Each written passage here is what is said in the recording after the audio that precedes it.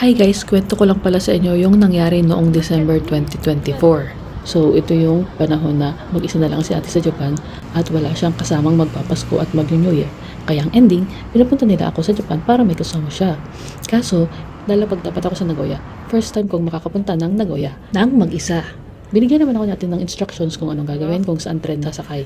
Pero, punuan pala ang tren nung araw na yon. Punuan as in sold out. Wala akong mabiling ticket unless mag-cutting trip ako. Normal sa mga city ng Japan na magkaubusan ng ticket sa Shinkansen o sa mga limited express trains. Kasi nga, bukod sa maraming tao, marami ring turista. Ayos lang naman sa akin sana mag-cutting trip kasi may Google Maps naman. Kaya lang, yung Japanese SIM card ko, hindi gumagana. Kaya wala na nga akong data. Hindi ko pa makontak yung kapatid ko. Iyak.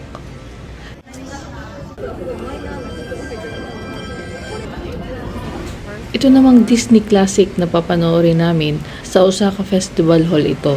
First time ko dyan. Sobrang ganda ng hall na yan. Tapos sobrang taas din. Tapos yung escalator nila, ang hahaba, nakakalula. Pero first of all, thank you Lord kasi ayan. Kita nyo naman na na-survive ko pa rin ang first winter day ko sa Japan. Nakarating ako kay ate without Google Maps. At nakaabot kami sa Disney Classic Orchestra na libre niya sa akin. Ito rin kasi yung hinahabol namin.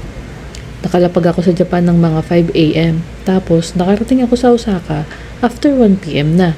Yung start ng orchestra 2 p.m. Buti na lang umabot ako.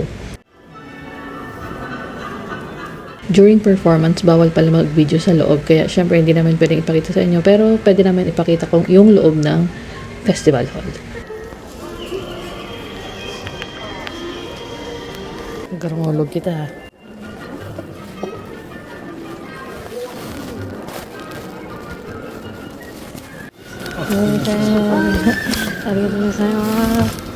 O diba, nagamit natin yung Nihongo skills natin kahit konti lang. Chares. Nyauti. Ayan, tapos na siya. Napalabas na kami ni ate. Tapos may spot kung saan pwede mag-photo op. Shoutout pala kay kuya na nagpicture sa amin dyan. Kikwento ko pa pala, kasi bago ako umalis ng Philippines, marami akong Christmas party na dinaluhan sa company, sa department namin, sa co-op. Basta pagod na pagod talaga ako niyan.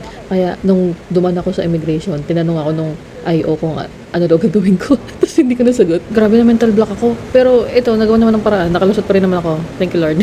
After namin manood ng Disney Classic, naglibot-libot kami sa Osaka syempre. Hindi pwedeng isa lang ang activity natin today. Bilang mga dakilang DIY girlies. Yan, pumunta tayo dyan sa Osaka Observatory at nag-TikTok. Lagi pala namin nakikita sa FB at TikTok yung mall daw kung saan may Spirited Away display. At pwede kang mag-picture kay No Face. Yung scene na nasa trend sila.